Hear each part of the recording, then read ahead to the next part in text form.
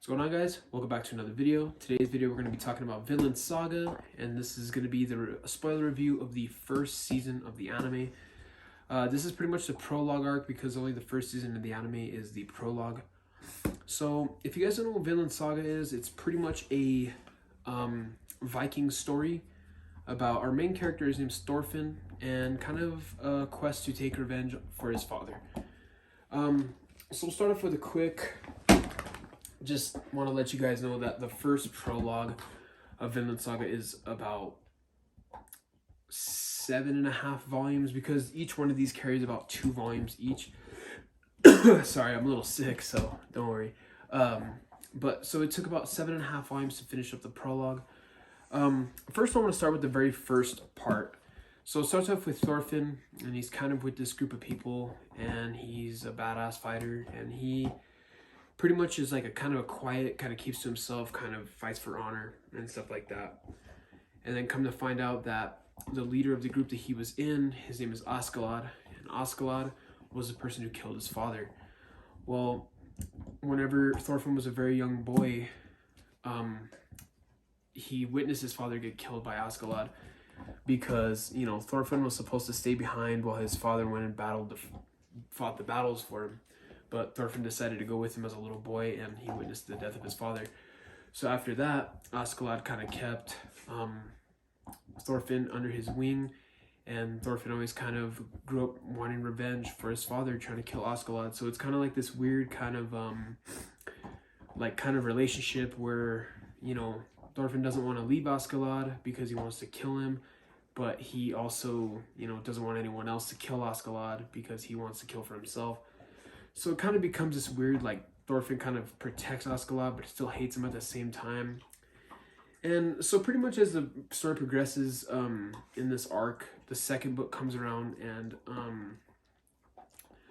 they're kind of trying to get political power, Askeladd is. So they're trying to move from, you know, Iceland to London. So they're trying to take over certain sections of the map. And keep in mind that I'm not very caught up with the actual historic facts and stuff like that, so I don't know anything about, you know, like what was supposed to be right, what's supposed to be real and stuff like that. So I'm just going off raw information about what the book's telling me. So they're going to, you know, London and stuff like that. They're having these battles there, and Thorfinn meets this guy named Thorkel, and Thorkel is probably one of my favorite characters in the first arc of Vinland Saga. He's just that badass brute guy that does not give a shit. He will kill anyone, no matter what.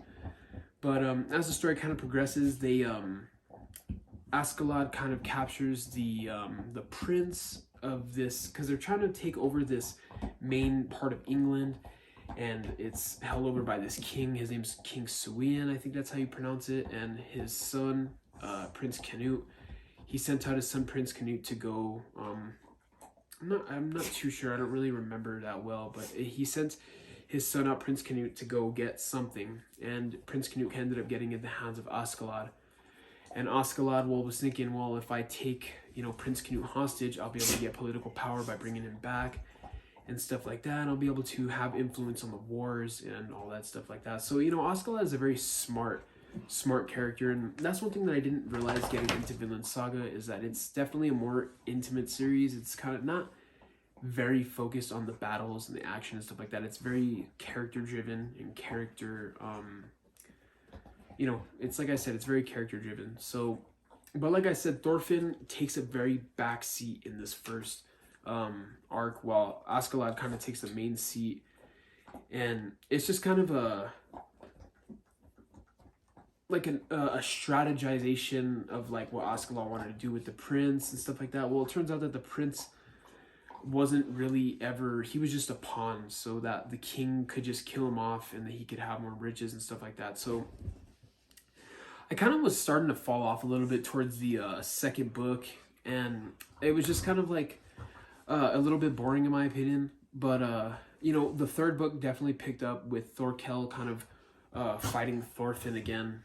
I started liking it towards that point. But the finale, the fourth book, is easily my favorite. It was where, you know, Thorfinn was outside of the castle where Askeladd was inside with Prince Canute, and Askeladd ended up killing the king because Prince Canute had a kind of a change of character, a change of heart midway through, because it looks like a female, but it's a boy. They say it's a boy.